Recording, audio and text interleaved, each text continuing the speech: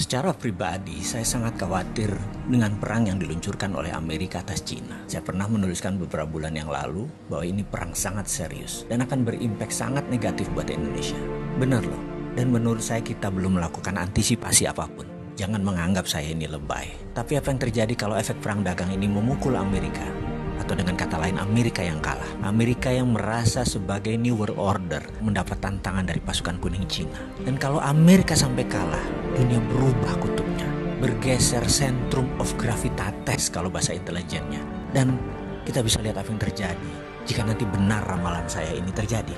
Kita semua tahu menjadi penguasa dunia itu sangat menguntungkan, baik secara ekonomi, apalagi secara politik. Amerika sudah menikmati 70 tahun hingga saat ini, dan sekarang mendapat tantangan dari negara Cina. Mungkin saat ini kekuasaan Amerika tinggal 50% pengaruhnya terhadap dunia. Ada yang menganalisa mungkin lebih kecil, alias Amerika jadi negara sunset, dan Amerika tahu itu.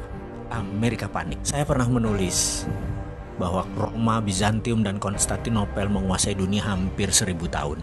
Dalam 1000 tahun itu, Roma ditantang 8 kali oleh kaum barbar versi Roma. Namun akhirnya tumbang juga oleh Genseric. Ini tidak usah saya ceritakan kali ini, tapi saya tulis lengkap di buku hitam. Jangan pernah berkata saya tidak pernah memperingati Anda. Kita balik ke cerita tentang Amerika dan perang dagang dengan Cina. Sekarang belum 100 tahun Amerika sudah mendapatkan tantangan super hebat yang Amerika tidak pernah bayangkan sebelumnya. Secara militer, mungkin Amerika masih mendominasi. Namun secara teknologi, Cina sudah menyamai. Secara perdagangan, Cina sudah menguasai dunia. Secara logistik dan distribusi, Cina yang menang. Uang, Wall Street, Cina punya sendiri.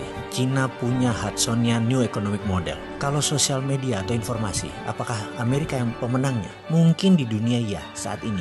Tapi di Cina, Amerika tidak bisa sentuh sama sekali. Coba perhatikan list di bawah ini. Cina punya Baidu, yaitu Google-nya Cina. Cina punya Alibaba, yaitu Amazon-nya Cina. Cina punya Didi Sucing, Uber-nya Cina. Weibo adalah Twitter-nya Cina. Renren adalah Facebook-nya Cina. WeChat adalah WA-nya Cina. Youku adalah YouTube-nya Cina. QQ adalah Gmail-nya Cina. Dia sudah lengkap untuk mengantisipasi semua hal yang Amerika unggul kesannya secara teknologi atau sosial media. Bahkan ketika perang teknologi dilancarkan oleh Trump, setelah 5 kali serang Cina dengan tarif barang Cina dinaikkan 25%. Kemudian Trump melarang Android untuk dipakai Huawei. Apa yang terjadi? Ternyata Huawei sudah punya platform OS sendiri yang bernama Hongmeng OS, sehingga tidak terlalu berpengaruh. Amerika keceleberat di situ. Huawei chipnya ternyata 50% sudah buatan sendiri. Dan 5G tidak pakai platform ZTE yang Amerika punya. Di sisi bisnis, Huawei sudah dipakai sebagai platform operator telekomunikasi di 100 negara di dunia ini yang membuat Huawei tetap beroperasi sebagai penyedia alat telekomunikasi dunia. Bayangkan, ketika 100 negara tersebut memakai 5G tahun depan ya, apa yang terjadi dengan Amerika? Amerika bisa hilang.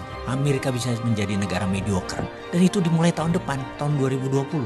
Prediksi saya, yang mudah-mudahan kali ini salah, Amerika akan mengalami inflasi besar di tahun 2020.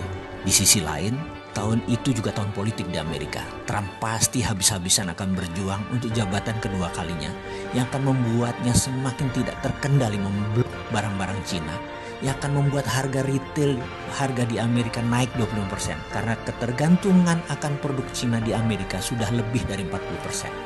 Efeknya, bayangkan di tahun 2021, dunia bisa kena resesi imbas resesinya Amerika.